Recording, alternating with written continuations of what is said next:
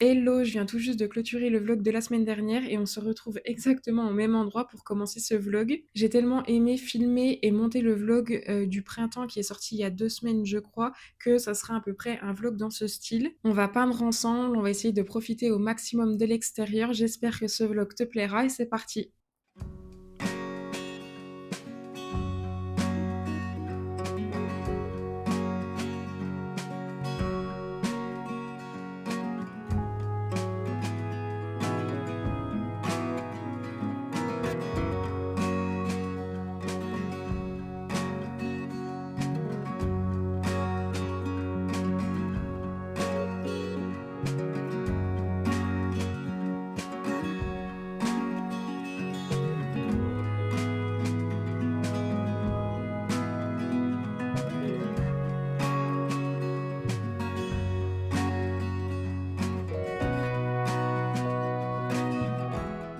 Je viens de rentrer, je vais te montrer ce que j'ai acheté. Déjà, pour commencer, je me suis acheté des pinceaux à réservoir. J'en avais déjà, mais je me suis rendu compte qu'ils n'étaient pas de très bonne qualité et je me suis surtout rendu compte qu'il y avait une vraie différence en termes de qualité en fonction des marques et des modèles. C'est vrai que quand je les ai achetés, c'est il y a un petit moment déjà et c'était au tout début que je commençais l'aquarelle, donc je m'étais pas vraiment posé de questions. Et c'est en participant à la rencontre de lundi que je me suis rendu compte que j'avais vraiment des pinceaux à réservoir vraiment pas top. Après, pour être honnête, j'avais pris dans les premiers prix, donc c'est normal aussi que la qualité ne suive pas trop. En tout cas, j'ai préféré les changer et j'ai pris ceux de la marque Derwent. Je sais pas exactement si ça se prononce comme ça. Et apparemment, ceux-là, ils ont une très bonne maîtrise de l'eau. C'est exactement ce que je recherche. De toute manière, on les testera ensemble ce week-end. J'hésitais entre ceux-là et la marque Pentel. La marque Pentel fait également de très bons pinceaux à réservoir. Mais malheureusement, cette marque, elle n'est pas vendue ici. Elle est simplement disponible sur Amazon. Et j'ai préféré acheter mes pinceaux à réservoir directement au magasin. Et en plus, le kit, je le trouve vraiment cool et plutôt complet parce qu'il y a 3 tailles de pinceaux. Il y a pinceau fin, pinceau moyen et pinceau plat.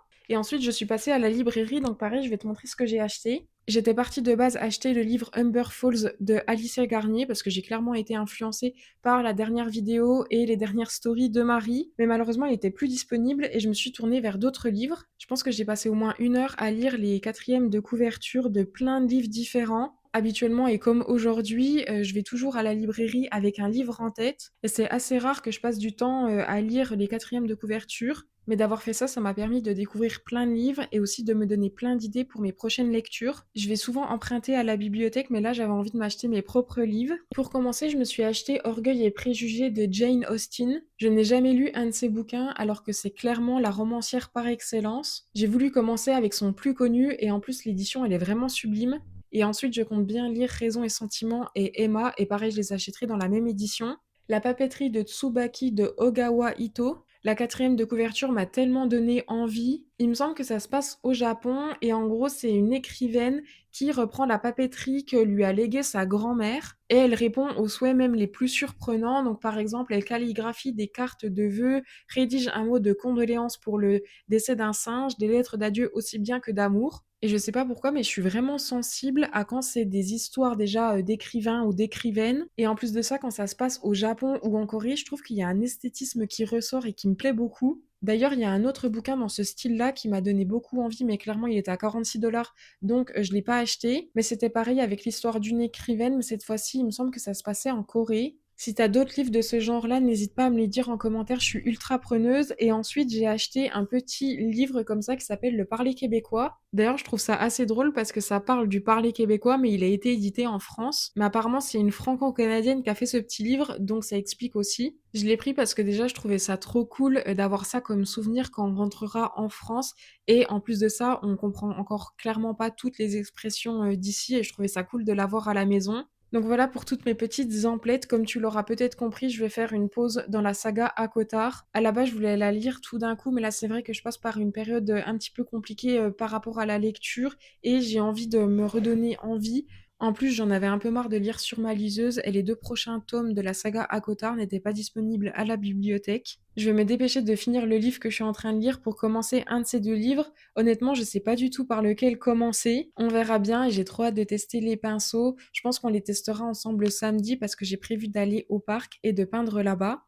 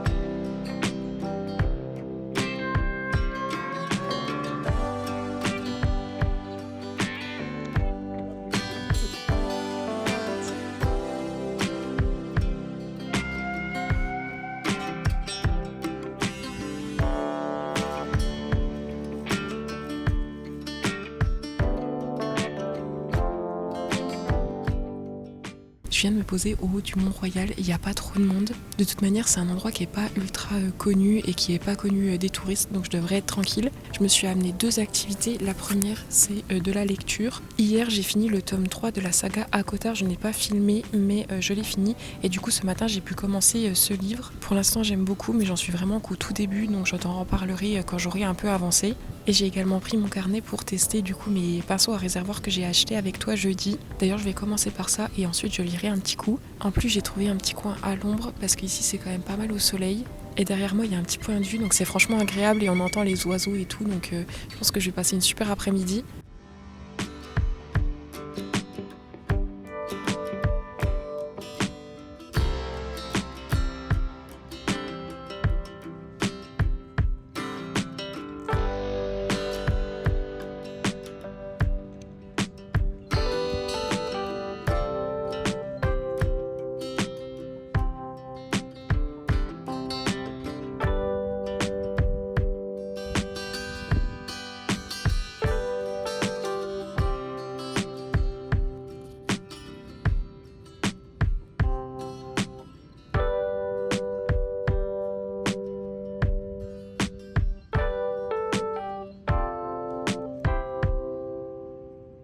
Je voulais te faire un petit récap de mes nouveaux pinceaux à réservoir parce que j'ai pu les tester en faisant ces petits coquelicots. D'ailleurs, ils sont vraiment trop beaux. Je t'avoue que ces pinceaux à réservoir vont clairement me changer la vie. Quand je peignais à l'extérieur avec mes anciens pinceaux à réservoir, c'est vrai que même si j'étais dans un endroit sympa, et d'ailleurs c'était souvent pendant des vacances que je peignais parce que je remplissais mon carnet de souvenirs, mais j'arrivais pas à avoir de beaux rendus avec mes anciens pinceaux à réservoir et du coup ça me frustrait énormément. Et parfois, même en vacances, etc., bah, je peignais pas parce que je savais que j'allais être frustrée par rapport à mes dessins, même si, comme je te le disais, j'adorais passer ces moments-là à peindre. Et c'est pour ça que ces nouveaux pinceaux, ils vont clairement me changer la vie. Il y a tellement de différence entre ceux-là et mes anciens pinceaux. Déjà, ils ne fuient pas du tout. Pour te donner un exemple, avec mes anciens pinceaux, même quand je faisais juste un aplat de couleur, et ben en fait, le pinceau se gorgeait d'eau et ça me faisait des taches. Que là, c'est moi qui décide quand le pinceau se gorge d'eau. Et aussi pour te donner un autre exemple, avec mes anciens pinceaux, j'arrivais jamais à faire de dégradé parce que j'arrivais jamais à avoir la pointe du pinceau sec. Alors que là, je peux vraiment les rendre secs et du coup, ça peut vraiment faciliter au niveau du dégradé. En tout cas, moi, c'est ce que je préfère faire.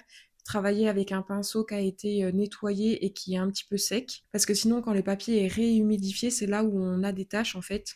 Ah oui, et un autre point qui est ultra important, surtout quand tu peins à l'extérieur et que tu n'as pas forcément de l'eau sur toi, c'est d'avoir un pinceau qui a quand même une bonne réserve d'eau. Celui-là, je l'ai quand même pas mal utilisé aujourd'hui et comme tu peux le voir, il n'est pas du tout vide. Voilà pour le retour de mes nouveaux pinceaux. J'ai déjà trop hâte de repeindre à l'extérieur et si toi aussi tu as envie de commencer par exemple un carnet de voyage, ne néglige pas le pinceau à réservoir, c'est ultra important. Moi, j'ai fait la bêtise en commençant, j'ai commencé du coup avec des pinceaux à réservoir un peu bas de gamme. Et il y a vraiment une grande différence et parfois c'est ça qui bloque aussi. On a l'impression qu'on ne progresse pas forcément, alors qu'au final c'est juste le matériel qui nous empêche d'exploiter notre plein potentiel, on va dire.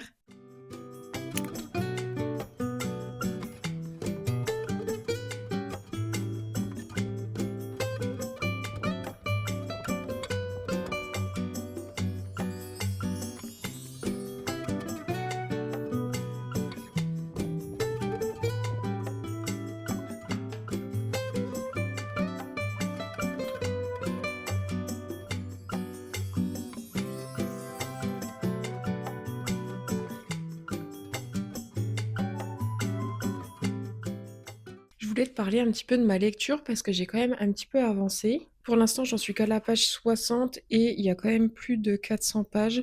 Donc, je suis pas près de l'avoir fini, mais je trouve que j'avance quand même plutôt bien, même si je lis pas énormément. Le livre est plutôt épais, mais les caractères sont quand même plutôt gros, donc ce qui fait que j'avance quand même assez vite. Je pensais que ça parlait d'une écrivaine. En soi, c'est une écrivaine, mais c'est une écrivaine publique. Et avant de commencer à lire ce bouquin, je ne savais pas que ça existait. Je suis pas sûre que ce soit une profession qui existait dans les pays occidentaux, mais en tout cas, ça existait et ça existe apparemment encore aujourd'hui au Japon. En gros, une écrivaine ou un écrivain public est payé par une personne pour rédiger par exemple une lettre de condoléances ou même une lettre d'amour. Et la petite particularité qu'ont ces écrivains publics, c'est qu'ils ont quand même un assez grand sens du détail, que ça soit le choix du papier, le choix de l'enveloppe, et toutes ces lettres ou tous ces mots sont en calligraphie. Et donc dans ce livre, on suit une jeune femme qui reprend la papeterie de sa grand-mère et qui lui a enseigné cet art-là. Pour l'instant, j'aime bien, mais la plume, elle change vraiment de ce que j'ai l'habitude de lire. Là, j'ai vraiment l'impression qu'on est plongé dans le cerveau de la protagoniste. Je sais pas comment expliquer, mais quand tu penses par exemple à plein de choses, que ton cerveau saute clairement du coq à l'âne,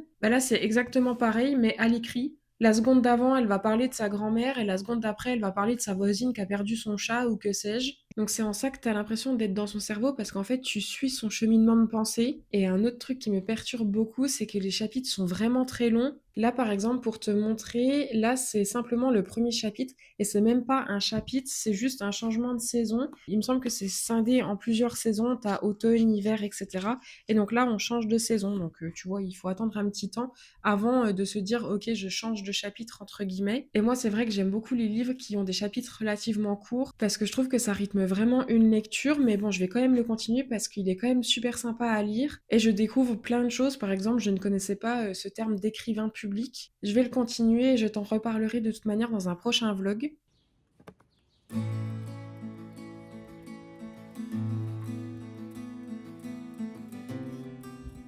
On a remis nos plantes dehors qu'on avait rentrées pour l'hiver.